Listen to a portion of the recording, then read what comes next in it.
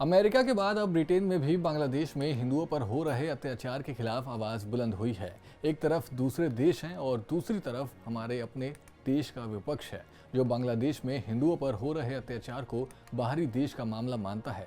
लेकिन अगर कहीं भी किसी भी कोने पर किसी मुस्लिम की मौत होती है तो पूरा विपक्ष परेशान हो जाता है, पूरी इंडी गठबंधन रोने लग जाती है। नमस्कार, मेरा नाम है शिवम चतुर्वेदी और आप देख रहे हैं आईओएन भारत।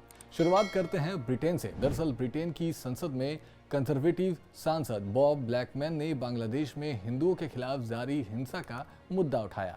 उन्होंने कहा कि बांग्लादेश में हिंदुओं के घर और मंदिरों को निशाना बनाया जा रहा है, इस्कॉन पर प्रतिबंध लगाने की कोशिश की जा रही है। वहां की अंतरिम सरकार इस मुद्दे पर कोई भी ठोस कदम नहीं उठा पा रही। ऐसे में ब्रिटेन की जिम्मेदारी बनती है कि वे धार्मिक स्वतंत्रता की रक्षा करें।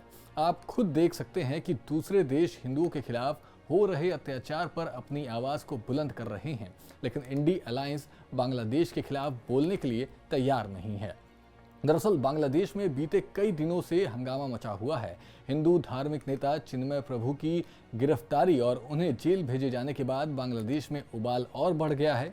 एक तरफ कट्टरपंथी हिंदू अल्पसंख्यकों को निशाना बना रहे हैं तो दूसरी तरफ बांग्लादेश की अंतरिम सरकार शांति कायम रखने की अपील कर रही है। इतना सब हो जाने के बावजूद हिंदुओं के खिलाफ हो रहे अत्याचार पर विपक्ष सियासत करने से बाज नहीं आ रहा।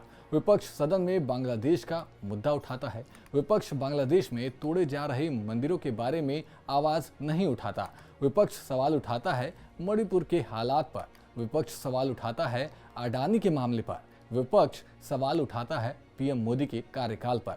देखा जाए तो विपक्ष में बैठी कांग्रेस अपनी मट्टी पलित कराने से बाज नहीं आ रही और ये बात धीरे धीरे करके सारे इंडी गठबंधन की सारी पार्टियां जानने लगी हैं, जिसकी शुरुआत ममता बनर्जी ने कर दी है। दरअसल ममता बनर्जी ने बांग्लादेश में हो रहे हिंदुओं पर अत्याचार वाले मामले पर केंद्र का साथ दिया है। इस मामले पर पश्चिम बंगाल की मुख्यमंत्री ममता बनर्जी ने कहा कि उनकी सरकार इस मुद्दे पर केंद्र के साथ है। उन्होंने विधानसभा में बांग्लादेश में वर्तमान स्थिति को लेकर चिंता जताई। हालांकि उन्होंने इस बात पर जोर दिया कि हम इस मामले पर टिप्पणी नहीं करना चाहते क्योंकि ये दूसरे देश से संबंधित मामला है। बनर्जी ने विधानसभा में स्पष्ट किया कि इस मुद्दे को केंद्र को सुलझाना है और राज्य सरकार केंद्र के निर्णय का पालन करेगी।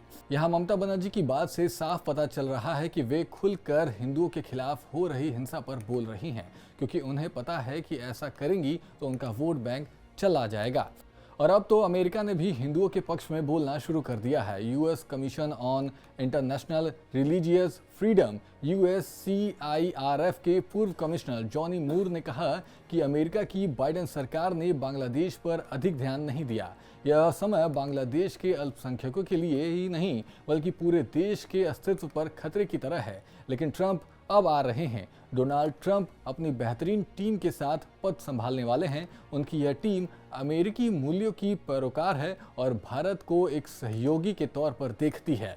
वहीं मूर ने यह भी कहा कि मैं हैरान हूं कि मौजूदा अमेरिकी सरकार का बांग्लादेश पर ध्यान नहीं गया, लेकिन तथ्य ये है कि अमेरिका में सरकार बदलने जा रही है जिसकी बेजोड़ विदेशी नीति होगी। लेकिन मैं ये कह सकता हूं कि ट्रंप व्हाइट हाउस में वापसी कर रहे हैं और अमेरिकी मूल्यों से लबरेज उनकी एक नई टीम बेहतर भविष्य के लिए काम करेगी। ट्रंप की यह टीम भारत को एक जरूरी सहयोगी के तौर पर देखती है। इस समय दुनिया भर में 50 से ज़्यादा अधिक जगहों पर जंग चल रही है।